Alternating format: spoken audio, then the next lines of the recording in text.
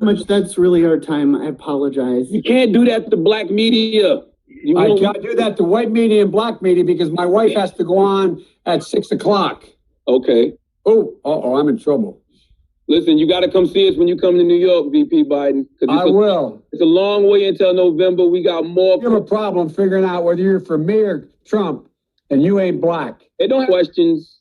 You got more questions, but I tell you, if you Biden, you and your campaign have had a number of occasions to correct or clarify things you've said relating to race, including your remarks about Senator Obama being, quote, clean and articulate, your comment about Indians working at 7-Eleven, and recently to the Washington Post in which you spoke about race while describing disparities between schools in Washington, D.C. and Iowa. You have a problem figuring out whether you're for me or Trump, and you ain't black. They don't write their own rules.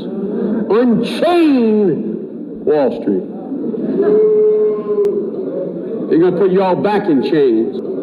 They're going to put you all back in chains. Large, very identifiable Somali community. I might add, if you ever come to the train station with me, you'll notice that I have great relationships with them because there's an awful lot of driving cabs. In Delaware, the largest growth in population is Indian Americans moving from India.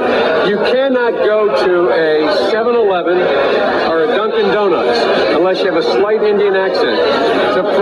I'm not joking.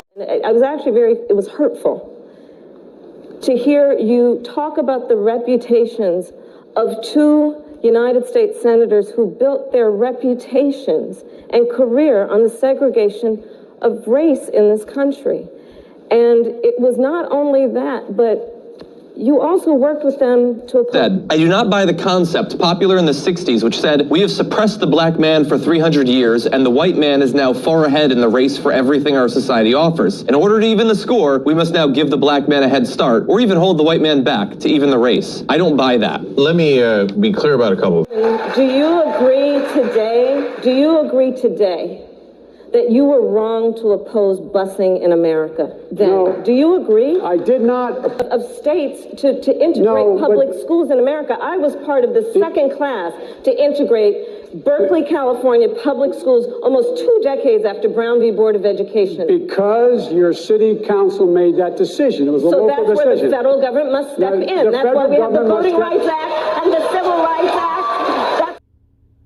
We have this notion that somehow if you're poor, you cannot do it. Poor kids are just as bright and just as talented as white kids.